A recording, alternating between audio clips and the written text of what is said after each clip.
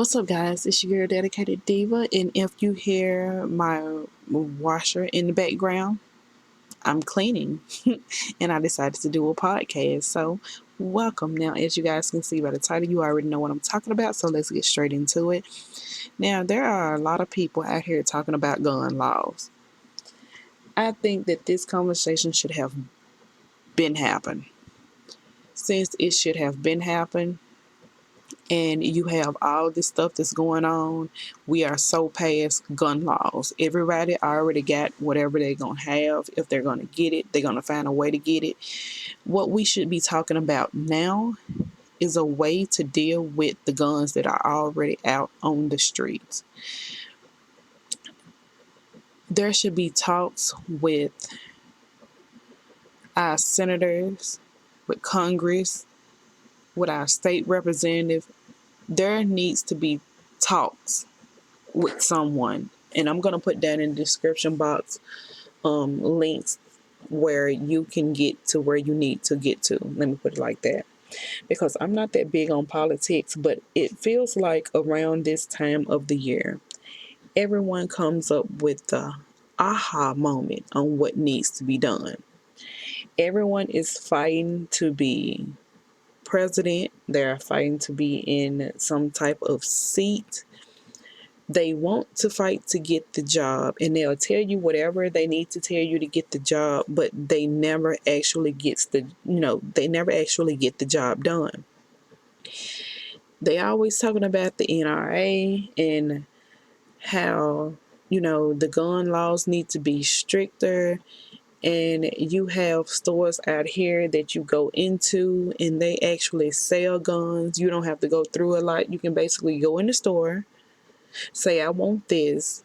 You can pay cash and you can get exactly what you want in a regular store. I know Walmart was one of those stores where you could go in, you could buy your handgun, or you could buy whatever type of gun you wanted to, and you could get it. These are the things that need to be stopped. The only place that needs to sell a gun is a gun store. You don't need to be able to get a gun online, because it doesn't make sense to me. And if you are, or if you can get a gun online and they start tweaking around things, you should have to go through a lot to be able to do that. Background check. You should have to sit down and have a one-on-one meeting where the person can see your face. You should have your driver's license. They need to be able to go back in your history to see if you have any violence, everything. And even with doing that, the sad part is that if a person is going to get a gun, they're going to get one. You have a lot of gun owners. Put it like this, where I stay at in general, one year it seemed like people was, breaking into people's home only for guns. And you had the police department where I stay at, and it seems like no one could ever keep the gun lock on their guns. There was never anything locking up their weapons.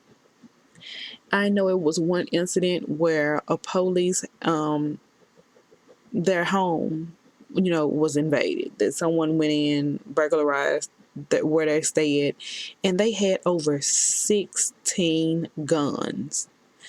None of them was locked up. That was so crazy to me. It's like, how can you have that many guns in there just sitting out? What do you think this is? Like a zombie apocalypse or something? It was even a time to where it was a van or something sitting around somewhere. I think it was like a U-Haul truck. And they were trying to get the guns from one place to the next. Now, this is so stupid, because you have police cars, you have off-duty police officers. They set the U-Haul truck or van in a certain spot. Somebody went in and broke in. They didn't steal the whole thing. They broke in and stole every single weapon that was in that U-Haul. For one, everyone was asking to see why was it even in a U-Haul.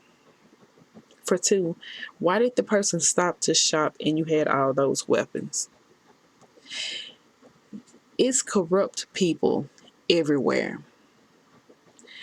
Police may be the title of anybody at your job. You can have a certain title. You can have department manager. You can have store associate. You can have partner. That's just your title. But what you do with that title is what means everything. I don't see how someone could sit something around like that and just don't think, this may not go well. If you're handling something like a weapon, it should be a lock on each and every single whatever it is that you're dealing with. And the keys should be on you at all times.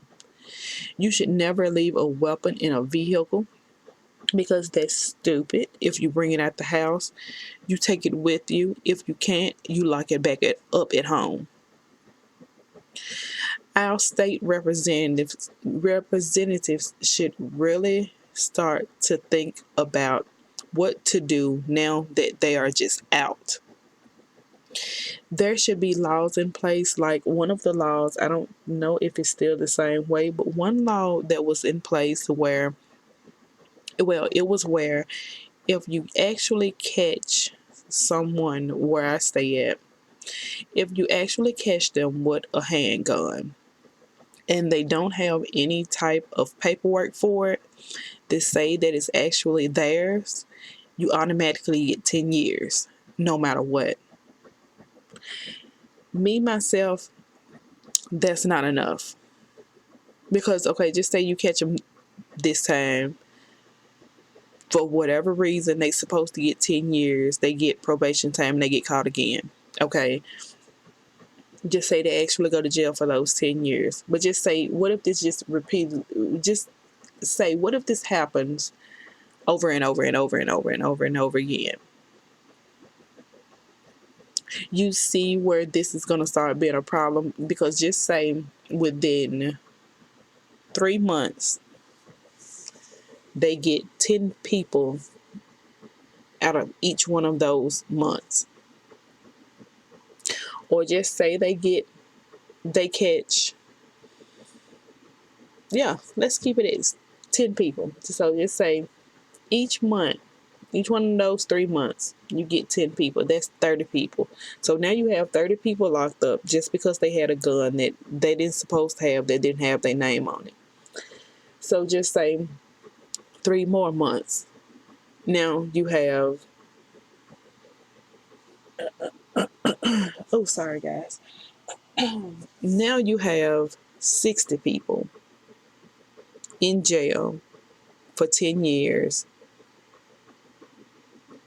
that had a weapon that they wasn't supposed to have, and just say this keep going and keep going and keep going.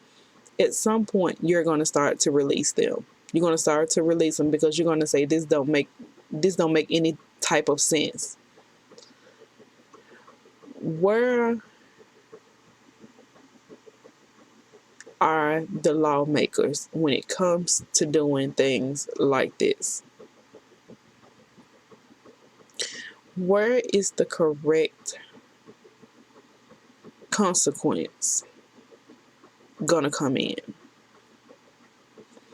Because if you start getting people and you start holding them for 10 years for a weapon that they have, and after you get so many people, where are you going to put them? Because me, myself, I know there is so much other stuff going on in this world, like people stealing, people, taking other people's lives, other really, really horrible things that's going on in this world. So you mean to tell me for everyone that has a weapon